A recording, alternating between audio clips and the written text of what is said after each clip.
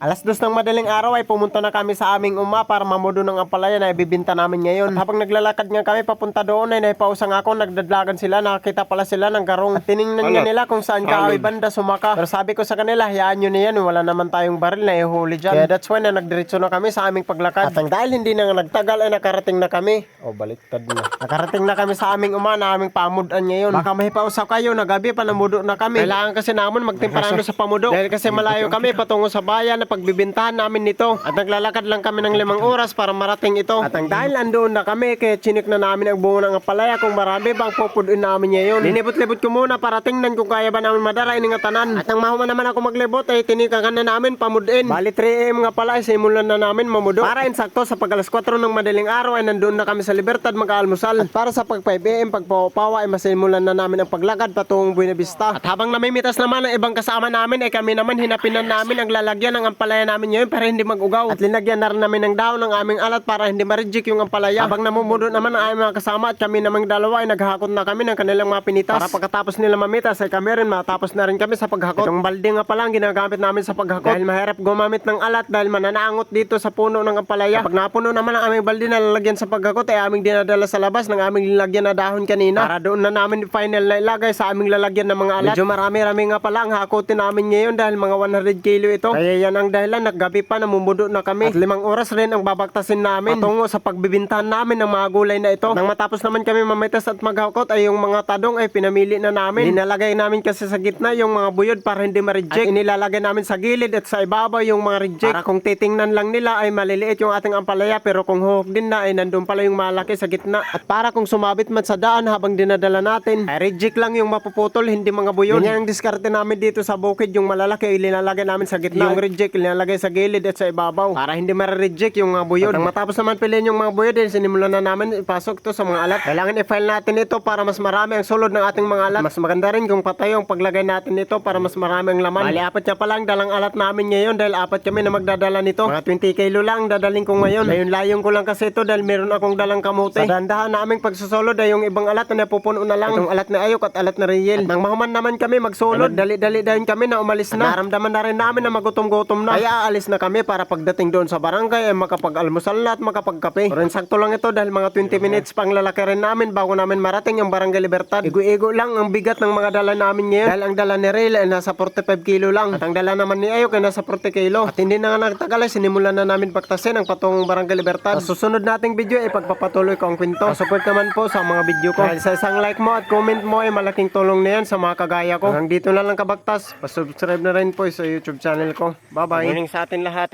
Andito na kami sa Burabod, area ng barangay Matalod.